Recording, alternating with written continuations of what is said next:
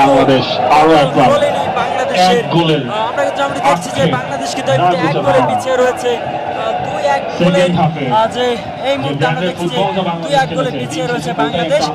আজ কিন্তু বাংলাদেশের হামজা চৌধুরী সহ অন্যান্য যে খেলোয়াড়রা রয়েছে তারা তাদের সর্বোচ্চটা দিয়ে চেষ্টা করেও কিন্তু আসলে কাঙ্ক্ষিত সেই বিজয়টি ছিনিয়ে আনা সম্ভব হয়নি। তবে যে আপনি বলছেন দর্শকরা যে আজ আসলে কপাল করেনি বাংলাদেশে, আমরা মন খারাপ নিয়ে বাড়ি দিচ্ছেন দর্শকরা, তারা কিন্তু খেলার শেষ পর্যন্ত জয়ের আশা নিয়ে বসেছিলেন তারা, এবং আমরা দেখছি যে তারা সেই দুপুর থেকে খেলার জন্য অপেক্ষা করছিলেন, অপেক্ষায় ছিলেন হামজার বাংলাদেশ তারা জয়লাভ করবে। নতুন যে সকল বিদেশি প্লেয়ার বাংলাদেশের হয়ে আজ অভিষেক হয়েছে তাদের জন্য এটি হবে একটি অবিস্মরণীয় ম্যাচ। তবে সেটি আসলে হয়নি, সবশেষ যেমন দেখা যাচ্ছে যে আসলে কপাল খোলেনি বাংলাদেশে, এমনটাই কিন্তু বলতে হচ্ছে। দর্শকরা কিন্তু এখন মন খারাপ নিয়ে ফিরছেন, রেফারিও হিমশিম খেয়ে যাচ্ছেন এবং রেফারির পকেট থেকে আরেকটা কার্ডও বের করছেন কি, এবার তিনি কার্ডটা বের করলেন হামিদ সাইহানের জন্য। যে ম্যাচের শুরুটা হয়েছিল হামিদ সাইহানের একটা ইনজুরি দিয়ে, তাও ম্যাচের 30 সেকেন্ডে, এরপর থেকে অনেক কিছুই বাংলাদেশের পক্ষে যায়নি, আর শেষে গিয়ে বাংলাদেশের কপাল পুড়েছে একটা প্রাপ্ত পেনাল্টি না পেয়ে। বাংলাদেশ আর একটা আক্রমণের সুযোগ পাবে কিনা, এই স্টেডিয়াম তো বটেই, গোটা বাংলাদেশিরা সবাই সেই প্রার্থনায় আছেন। এবার সেই প্রতীক্ষা তারা নেবেন আরেকটা সামনে থেকে, না ডিয়েগো সিমিওনে বেশ বড়ই করবেন এই সিঙ্গাপুরকে দেখে। এখনো বাংলাদেশের জয়ের জন্য কিন্তু প্রার্থনা করছে, হয়তোবা শেষ মিনিটে বাংলাদেশ, তবে কি জয় ফিরবে কিনা সেটি কিন্তু আসলে বাংলাদেশের আজ যে কপাল খোলেনি সেটি কিন্তু বলতে হচ্ছে।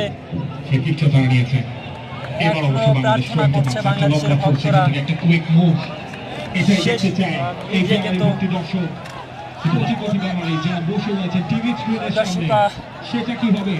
বাংলাদেশ পারবে কিনা সেটি কিন্তু এই মুহূর্তে বাংলাদেশের পরাজয় নিশ্চিত।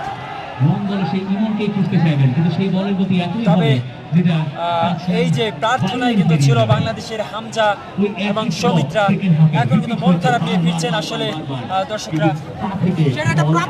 আসলে আজকে কাকে দোষী করবেন এই ম্যাচ হারার পিছনে? রেফারি পেনাল্টি ছিল, এটা দেখা গেছে, ভালো করে বুঝাও গেছে, কিন্তু পেনাল্টি দেওয়া হয় নাই, রেফারি এনে টাকা গেছে, আমি শিওর। আচ্ছা ভাই, আসলে আজকে বাংলাদেশের কপাল খারাপ ছিল কিনা? বাংলাদেশ কপাল খারাপ ছিল না, রেফারি এখানে 2 নম্বরই করছে, কত রেট আমি শুনছিলাম আপনারা। ভাইয়া আপনি কি মনে হচ্ছে ম্যাচ হারার পিছনে? ভাই এটা পুরো রিগ ম্যাচ, ভাই পেনাল্টি হচ্ছে, ভাই পেনাল্টি দেন, রেফারি আর কোন না দিয়েছে, পেনাল্টি পাওয়ার কথা ছিল, পেনাল্টি দেয়নি, তো আসলে তো ম্যাচ ছিল, আমরা হারাইলো, রেফারি হারাইছে। আমার কথা হচ্ছে একটা হোম ভেন্যুতে যদি রেফারিরা এরকম অনৈতিক কাজ করে, এটা খুবই আমাদেরকে দুর্ভাগ্যের এক কারণ। কারণ প্রতিটা পেনাল্টি হওয়া যেই সমস্ত সিন হয়েছে সেইখানে দেওয়া হয় নাই, এবং রেফারি ফুললি সিঙ্গাপুরের সাপোর্টে ছিল। এখানে বাংলাদেশের হোম ভেন্যুতে রেফারি কোনো ধরনের সাপোর্ট দেখায়নি বাংলাদেশকে, এবং রেফারির সিদ্ধান্তের কারণে বাংলাদেশ আজকে হেরেছে এই ম্যাচ। আমি একদমই রেফারির জন্য তীব্র নিন্দা জানাই। দর্শকগণ, রেফারিকে কিন্তু এখন পর্যন্ত দোষারোপ করছেন বাংলাদেশের ভক্ত যারা রয়েছে, তারা কিন্তু বলছেন যে একটি নিশ্চিত পেনাল্টি রেফারি তার যে সিদ্ধান্তে কিন্তু তিনি সেই পেনাল্টিটা দেননি, যার কারণে বাংলাদেশ পিছিয়ে গিয়েছে, এমনটি অভিযোগ বাংলাদেশের যে ভক্ত যারা রয়েছে।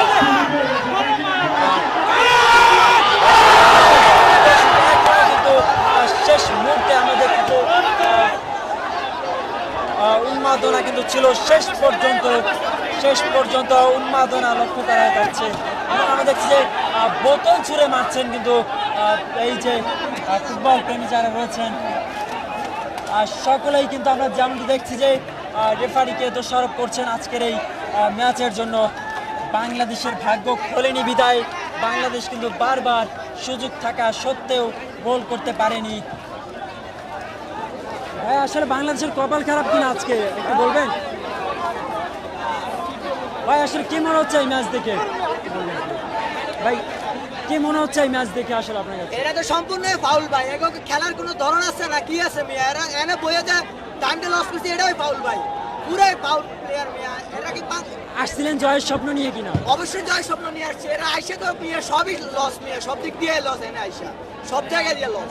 আচ্ছা বাংলাদেশের কপাল খারাপ কিনা আজকে? অবশ্যই কপাল খারাপ না, এরা হ্যাগো দোষে আসছে, ওদের দোষে ওরা হারছে ম্যাচ, তাহলে তো হারার কোনো প্রশ্নই আসে না এখানে। ভাইয়া আসলে বাংলাদেশের কপাল খারাপ কিনা আজকে আপনার কি মনে হচ্ছে? আজকে কি মনে হচ্ছে আপনার, বাংলাদেশের কপাল খারাপ কিনা? কপাল তো খারাপই ভাই ইজি প্ল্যান্টিংটা আমরা ভাই রেফারি লেগে আসছে ম্যাচ ভাই, ভাই রেফারি লেগে আসছে ভাই, ইজি প্ল্যান্টিংটা না আমরা খেলা ঠিক করে ভাই, প্রতিটা সুযোগ রেফারি থেকে রেফারি লেগে রেফারি এই জায়গায় আইনা দেন পরেরটা আমরা দেখব। দর্শক আজকের এই ম্যাচের জন্য কিন্তু রেফারিকেই দোষারোপ করছে বাংলাদেশের ফুটবল ভক্তরা।